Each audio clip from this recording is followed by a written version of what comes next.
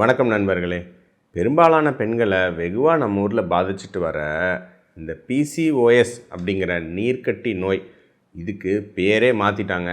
இப்போ அதனுடைய புது பேர் பிஎம்ஓஎஸ். அப்படின்னா என்னதுங்க? பாலிசிஸ்டிக் ஓவேரியன் டிசீஸ் அப்படின்னு சொல்லிட்டு இருந்த நோயை இப்போ பேர் மாற்றி பாலி எண்டோக்ரைன் மெட்டபாலிக் ஓவேரியன் சிண்ட்ரோம்னு பேர் மாற்றிருக்காங்க. என்ன சார் ஏதோ குழப்பிட்டு இருக்கீங்க, பேர் ஏதோ வச்சுட்டு போங்க அப்படிங்கிறீங்களா? அதுதாங்க இல்லை. காலங்காலமாக இந்த நோய் தவறான பெயர்னால் ஒரு மிஸ்மேனேஜ்மெண்ட் பண்ணிட்டு வந்த ஒரு நோய்ங்க. அதனோட அப்ரோச்சே ரொம்ப தவறாக இருந்துச்சு. இதை நாங்கள் பல வருஷமாக சொல்லிகிட்ருக்கோம். என்னோடய பழைய பிசிஓடி பற்றின வீடியோ பார்த்திங்கன்னா தெரியும். இந்த நீர்க்கட்டி அப்படிங்கிறது ஜஸ்ட் ஒரு அறிகுறி தானே ஒழிய இது ஒரு பெரிய ஒரு மெட்டபாலிக் அல்லது ஹார்மோனல் கோளாறுகளோட ஒரு அறிகுறி தான்.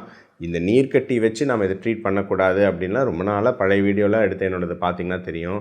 ஸோ இப்போ அதை இன்டர்நேஷ்னல் அந்த ஓஜி சொசைட்டி அவங்க இதை ரிவைஸ் பண்ணி பேர் தப்பாக இருக்கிறதுனால தான் ட்ரீட்மெண்ட்டே நம்ம அப்ரோச் தப்பாக இருக்குது.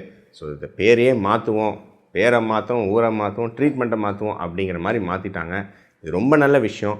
இந்த காணொலியில் விரிவாக ஏன் பேர் மாற்றினாங்க, இந்த நோயோட அடிப்படைகள் என்ன, இது காலங்காலமாக பண்ணிட்டு வந்த சிகிச்சை என்னது, அது ஏன் தவறான முறையாக இருந்துச்சு, இப்போது ஆக்சுவலாக எல்லோரும் வலியுறுத்துறது என்ன, எப்படி இந்த நோயிலேருந்து ரொம்ப எளிதாக வாழ்க்கை முறை மாற்றம் மூலம் விடுபட முடியும், அதை பற்றிலாம் விரிவாக இந்த காணொலியில் நம்ம பார்க்கலாங்க. ஸோ கொஞ்சம் நீண்ட காணொலி, பொறுமையாக பாருங்கள். கட்டாயம் பிசிஓடினால் அவதிப்பட்டிருக்கிறவங்க யாராவது இருக்கீங்கன்னா இது முழுசாக பார்த்திங்கன்னா ஒரு முழு புரிதல் உங்களுக்கு கிடைக்குங்க.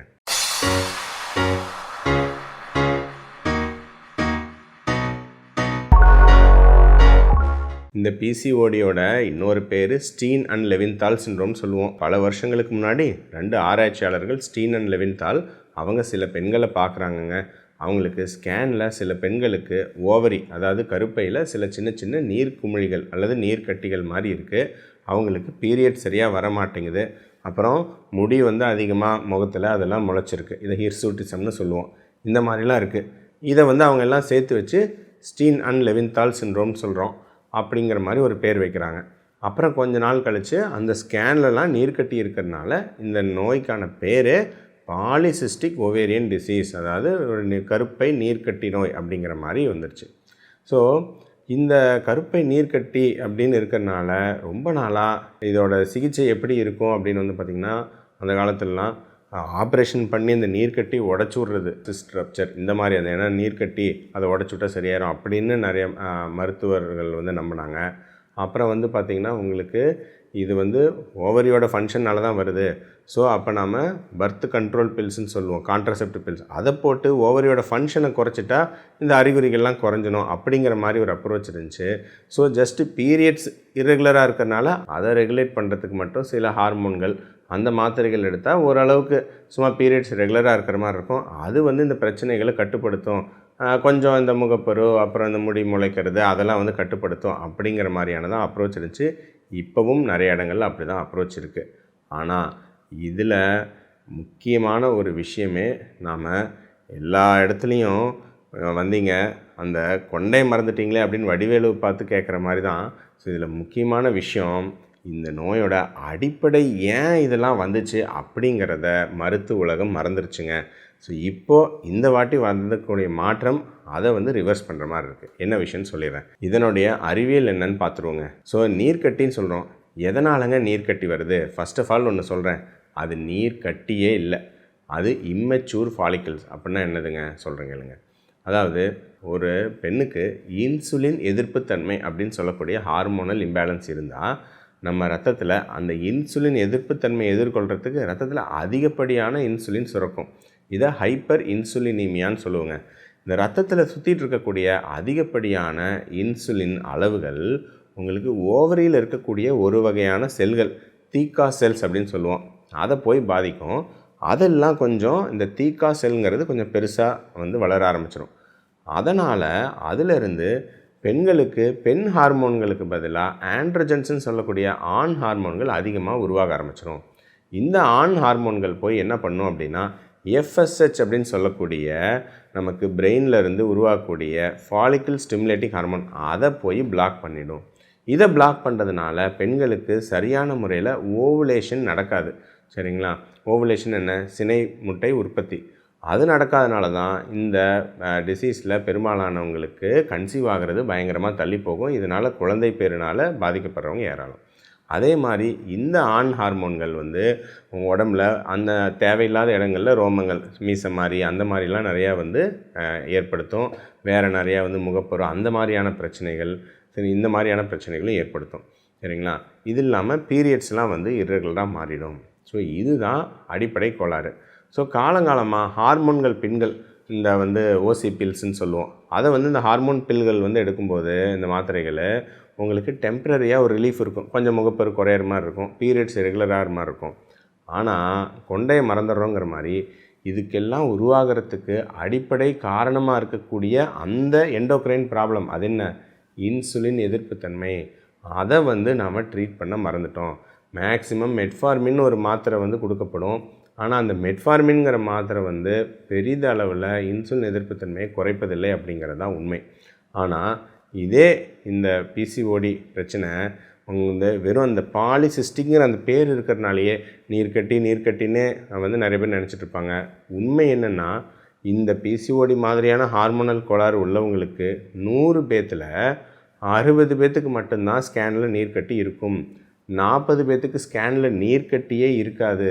ஸோ இதனால தான் இந்த நீர்க்கட்டி நோய் அப்படிங்கிற பேர் ரொம்ப தவறுதலாக இருக்குதுன்னு ரொம்ப நாள் கழித்து யோசித்து உருப்படியாக ஒரு விஷயம் பண்ணியிருக்காங்க. ஸோ அவங்க poly endocrine metabolic ovarian syndrome அப்படின்னு மாற்றிட்டாங்க. அப்படின்னா என்னதுங்க?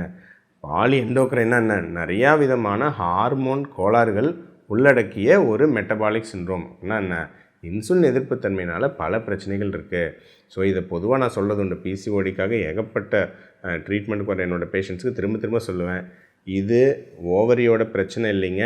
இன்சுலின் எதிர்ப்புத்தன்மை அப்படிங்கிற மிகப்பெரிய பிரச்சனையோட ஓவரியில் இருக்கக்கூடிய மாற்றம். அவங்களுக்கு பிளட் டெஸ்ட் எடுக்கும்போது தான் தெரியும். நிறைய பேர்த்துக்கு ப்ரீ டயபெட்டிஸ் இருக்கும், ட்ரைக்ளிசரைட் கொழுப்பு அதிகமாக இருக்கும், ஃபேட்டி லிவர் பிரச்சனை இருக்கும், இன்சுலின் எதிர்ப்புத்தன்மை சார்ந்த நிறைய பிரச்சனைகள், யூரிக் ஆசிட்டு, ஃபாஸ்டிங் இன்சுலின் அளவுகள் அளந்து பார்த்தா அது அதிகமாக இருக்கும். ஏதோ ஒரு இன்சுலின் எதிர்ப்புத்தன்மை பிரச்சனை இருக்கும். அப்புறம் இன்னொரு முக்கியமான விஷயம், எல்லோரும் உடல் பருமனாக இருப்பாங்கன்னு இல்லைங்க. ஒரு 170 பேர் தான் இந்த பிசிஓடி அல்லது பிஎம்ஓஎஸ் பிரச்சனையில் உடல் பருமனாக இருப்பாங்க. 130 பேர் ஒல்லியாக இருந்தாலும் ஃபேமிலியில் யாருக்காவது டயபெட்டிஸ் இருக்கும், இந்த பிசிஓடி பிரச்சனை இருக்கும். அதனால் மரபணு ரீதியாகவே இன்சுலின் எதிர்ப்புத்தன்மை இருக்கும். அதனால் ஒல்லியாக இருந்தும் இதே மாதிரியான பிரச்சனைகள் இருக்கிறவங்க ஏராளம். நிறைய சமயம் துரதிருஷ்டவசமாக ஒரு ஸ்கேன் மட்டும் பண்ணி பார்த்துட்டு உங்களுக்கெல்லாம் பிசிஓடி இல்லைங்க, எல்லாம் நார்மலாக இருக்குது அப்படின்னு உங்களுக்கு தவறாக கைவிடப்பட்டவங்க ஏராளம். ஸோ அந்த வகையில் இந்த பெயர் மாற்றம் சரிங்களா முற்றிலும் வரவேற்கத்தக்கதுங்க. ஏன்னா இது வந்து வெறும் நீர்க்கட்டி இருக்குது இல்லைங்கிறத வச்சு நம்ம சொல்லவே முடியாது. ஒரு 10 வருஷத்துக்கு முன்னாடியே இந்த ஆம்ஸ்டர்டாம் க்ரைட்டீரியாவில் மாற்றிட்டாங்க. நீர்க்கட்டி இருக்கணும்னு அவசியம் இல்லைங்க, வேறு ஹார்மோனல் கோளாறு இருந்தாலும் அது பிசிஓடி தான்னு. பட் ஸ்டில் பேர் தப்பாக இருக்கிறதுனால அதோட மேனேஜ்மெண்ட்டும் வந்து வேறு மாதிரி ஆங்கிள் இருக்கிறனால இப்போ வரவேற்கத்தக்க முறையில் பேர் மாற்றிருக்காங்க. ஸோ இப்போ நம்மளுடைய அப்ரோச் இதுக்கு என்னவாக இருக்கணும் சொல்கிறேன். ஸோ இதுக்கெல்லாம் அடிப்படை காரணம் என்னன்னு சொன்னேன். இந்த எல்லா ஓவரியில் இருக்கக்கூடிய தீக்கா செல் அது எல்லாத்துக்கும் அடிப்படை காரணம் ஹைப்பர் இன்சுலினிமியா அல்லது இன்சுலின் எதிர்ப்புத்தன்மை. ஸோ இன்சுலின் எதிர்ப்புத்தன்மையை எப்படிலாம் குறைக்கிறோமோ அது தாங்க இதுக்கான ட்ரீட்மெண்ட்.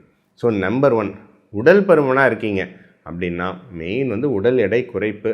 அதுக்கான அருமையான டயட்டு உடற்பயிற்சி. ஸோ உடல் எடை குறைப்பு சூப்பராக வேலை செய்யும். அதில் முக்கியமாக எல்லா டயட்டும் உடல் எடையை நல்லா குறைச்சாலும் இன்சுலின் அளவுகளை இருக்கிறதுலே பெஸ்ட்டாக எது கண்ட்ரோல் கொண்டு வரும்னா மாவுச்சத்து குறைஞ்ச உணவு முறை. அதுதான் லோ கார்ப், எல்சிஹெச்எஃப், பேலியோ மாதிரியான எனி ஃபார்மில் மாவுச்சத்து நம்ம குறைச்சி நம்ம உணவு முறை நம்ம எடுக்கிறோம் அப்படின்னா அதுதான் இருக்கிறதுலே பெஸ்ட்டாக இந்த இன்சுலின் அளவுகளை கண்ட்ரோல் கொண்டு வரும். மேஜிக்கலாக ரிசல்ட்ஸ் இருக்கும். உடல் பருமன் இருக்கணும்னு அவசியம் கிடையாதுங்க. நான் சொன்ன மாதிரி 30% மக்களுக்கு ஒல்லியாக இருப்பாங்க. ஒல்லியாக இருக்கிறவங்களுக்கு எப்படி இன்சுலின் அளவு குறைக்கிறது? உடல் பருமனாக இருக்கிறவங்களுக்கு நீங்கள் ஏதோ ஒன்று அளவு கம்மியாக சாப்பிட்றீங்க, வெயிட் லாஸ் பண்ணுறீங்க, ஓகே. ஒல்லியாக இருப்பவர்களுக்கும் நார்மல் எடை இருப்பவர்களுக்கும் இன்சுலின் அளவு எப்படி குறைக்கிறதுனா நம்ம தேவையான கலோரிகள் எடுத்துக்கிட்டு எடை குறையாமல் பார்த்துக்கிட்டு மாவுச்சத்தை மட்டும் குறைச்சி புரதங்களையும் கொழுப்புகளையும் நம்ம அதிகமாக சாப்பிட்டோம்னா ஸ்டில் அவங்க எடை குறையாமையே இன்சுலின் அளவுகளை கட்டுப்படுத்த முடியும். இதன் மூலமாக இந்த ஹைப்பர் இன்சுலினிமியாவை கட்டுப்படுத்தி அது மூலமாக உங்களுக்கு இந்த பிசிஓடியை நமக்கு ரிவர்ஸ் பண்ண முடியும். ஸோ இந்த பிசிஓடி பெரும்பாலான மக்களுக்கு சிம்பிள் டயட் அண்ட் ஃபிசிக்கல் ஆக்டிவிட்டியில் ரிவர்ஸ் பண்ணக்கூடிய ஒரு விஷயந்தான். ஸோ அதனால தான் diet and lifestyle intervention தான் மிக மிக முக்கியம். ஸோ எல்லாத்தையுமே ஒரு மருந்து மூலமாகவே அப்ரோச் பண்ண ட்ரை பண்ணக்கூடாதுங்க. அந்தந்த பிரச்சனைக்கு என்ன தேவையோ அதுதான் பண்ணணும். கையை உடஞ்சிருக்கு, அதுக்கு மாவு கட்டு போடுவோம், அல்லது நம்ம ஏதாவது ஆப்ரேஷன் பண்ணுவோம். அப்பெண்டிக்ஸ் சீல் பிடிச்சிருக்கு, அதுக்கு ஆப்ரேஷன் பண்ணால் தான் சரியாகும். ஒரு டைஃபாய்டு காய்ச்சல், அதுக்கு மாத்திரையே இன்ஜெக்ஷன் போட்டால் தான் சரியாகும். ட்ரீட்மெண்ட் மாற்றி பண்ணால் சரியாகுமா? டைஃபாய்டு காய்ச்சல் பயங்கரமான சர்ஜனை கூப்பிட்டு ஆப்ரேஷன் பண்ணால் சரியாகுமா? ஆகாது. அப்பெண்டிக்ஸ் சீல் பிடிச்சிருக்கு, சூப்பரான காஸ்ட்லியான மருந்து போட்டால் சரியாகுமா? சரியாகாது. ஸோ அந்தந்த நோய்க்கு என்ன சிகிச்சையோ அதை பண்ணால் தான் சரியாகும். இதுக்கெல்லாம் எப்படியோ டைஃபாய்டுக்கு எப்படி மருந்தோ, அப்பெண்டிக்ஸ்க்கு எப்படி ஆப்ரேஷனோ, எலும்பு உடைஞ்சதுக்கு எப்படி மாவு கட்டோ, இந்த பிசிஓடி அல்லது இந்த புதுப்பேர் PMOS இந்த பிரச்சனைக்கு ஆக்சுவல் ட்ரீட்மெண்ட்டே diet, physical activity, lifestyle modification, வாழ்க்கை முறை மாற்றங்கள் தான். இதில் மாவுச்சத்து குறைச்சி, தேவைப்பட்ட கலோரிகள் குறைச்சி, நாம் எடை குறைப்பு அல்லது எடை மெயின்டைன் பண்ணி மாவுச்சத்து குறைச்ச உணவு முறை, இதில் அளவுக்கு பெனிஃபிட்டு வேறு எதுலேயும் வராது. நிறைய பேருங்க 10 இயர்ஸ் 12 இயர்ஸ்லாம் குழந்தை பேர் இல்லாமல் இருப்பாங்க. ஜஸ்ட்டு சிம்பிளாக ஒரு லோ கார்ப் டயட் கொடுப்போம். ஒரு 5 மாதத்தில் 6 மாதத்தில் எந்த ட்ரீட்மெண்ட்டும் இல்லாமல் கன்சீவ் ஆவாங்க. மேஜிக் மாதிரி நடக்கும். ஸோ தினம் அந்த மாதிரி சக்ஸஸ் ஸ்டோரிஸ் கன்சல்டேஷன் பண்ணுறவங்கலாம் இது பண்ணுவாங்க. இதை பற்றி நிறைய ஃபோரமில் பேசியிருக்கேன். இதையே நான் சொல்கிறேன்னா, இவ்வளவு ஒரு அறிவியல் பூர்வமான ஒரு விஷயம் இருக்குது. இதுக்கு ஒரு சிம்பிள் ட்ரீட்மெண்ட் இருக்குது. ஆளானும் பல பெண்கள் 8 வருஷமாக 10 வருஷமாக குழந்தை இல்லாமல் அதுக்கு என்ன பண்ணுறதுன்னு தெரியாமல் ஏதேதோ நெட்டில் பார்த்துக்கிட்டு, இப்போ நிறையா ஹைஃபை இன்ஸ்டாகிராமில் அதே பழைய புழுகு தான் விட்டுட்ருக்காங்க. 10 வருஷத்துக்கு முன்னாடி சாம்பார் வடை சாப்பிட்டா கால் பிளாட்டரில் கிட்னி கல் போயிடும், பித்தப்பை கல் போயிடும்னு சொல்லிட்டு இருந்தாங்க. இப்போ பயங்கரமாக இங்கிலீஷில் பேசி இன்ஸ்டாகிராமில் அதே மாதிரி அண்டப்புழுகு ஆகாச புழுகு தாங்க விட்டுட்ருக்காங்க. பிசிஓடியில் இன்சுலின் எதிர்ப்பு தன்மை தான் பிரச்சனை. ஆனால் வீடியோவில் பார்த்தீங்கன்னா இன்ஸ்டாகிராமில் நீங்கள் க்ளூட்டன் ரிலேட்டட் ஃபுட்ஸ் எல்லாம் அவாய்ட் பண்ணிங்கன்னா உங்களுக்கு பிசிஓடி சரியாயிடும். க்ளூட்டனுக்கும் பிசிஓடிக்கும் என்னங்க கிடக்குது? அப்புறம் மில்க் அவாய்ட் பண்ணுங்கள். அப்புறம் சும்மா ஏதோ ஒன்று ரேண்டமாக ஏதோ ஒன்று உங்களுக்கு மனசுக்கு பிடிக்காதான் இந்த காய்கறிகளை மட்டும் அவாய்ட் பண்ணிங்கன்னா சரியாயிடும். இந்த 5 பழங்களை சாப்பிட்டா சரியாக போய்டும். இந்த மாதிரி தாங்க நிறைய இன்ஸ்டாகிராமில் குப்பை வீடியோக்கள் வருது. ஸோ அறிவியல் பூர்வமாக யோசிச்சு பாருங்கள். சிம்பிள் கூகுள்லேயோ, சாட்ஜிபிட்டிலேயோ, கிளாட்லேயோ, ஜெமினிலேயோ ஒரு சர்ச் பண்ணி பாருங்கள். பிசிஓடினா என்ன, PMOSனா என்ன, இன்சுலின் எதிர்ப்பு தன்மை என்ன, அதுக்கு என்ன பண்ணணும்னு கேட்டிங்கன்னா அதுவே அட்லீஸ்ட் ஒரு நல்ல பதில் சொல்லும். ஸோ நீங்கள் பண்ண வேண்டியது பிசிஓடி அல்லது இந்த PMOS பிரச்சனை இருக்கா, நீங்கள் பண்ண வேண்டியது நம்பர் 1, உங்கள் மாவுச்சத்தை எவ்வளோ குறைக்க முடியுமோ குறைங்க. 4 இட்லி சாப்பிடுங்களா, 2 இட்லி சாப்பிடுங்க. இல்லை அந்த 2 இட்லியும் கட் பண்ணிட்டு 2 முட்டை சாப்பிடுங்க. சாப்பாடு எவ்வளோக்கு எவ்வளோ குறைக்க முடியுமோ குறைங்க. அதுக்கு பதிலாக நான்வெஜ்ஜு புரதங்கள் எடுங்க. இந்த சிக்கன் கெட்டது, பிராய்லர் சிக்கன் கெட்டது, இந்த எண்ணத்துலேருந்துலாம் வெளியே வாங்க. நல்லா சிக்கனும் முட்டையும் சாப்பிடுங்க, சாப்பாட்டை குறைங்க. நீங்கள் சைவமாக நீங்கள் சோயா சாப்பிடுங்க. ஐயோ சோயா ஹார்மோன் அப்படின்னு சொல்லி சாப்பிடாமல் இருக்காதீங்க. சோயா சாப்பிடுங்க, பன்னீர் சாப்பிடுங்க. பால் கெட்டதுன்னு நினச்சி இதெல்லாம் அவாய்ட் பண்ணிடாதீங்க. சோயா, பன்னீர், காளான் இதெல்லாம் சாப்பிடுங்க. சுண்டல் சாப்பிடுங்க. இந்த இட்லி, தோசை, சாப்பாடு, சிறுதானியம் எல்லாத்தையும் குறைங்க.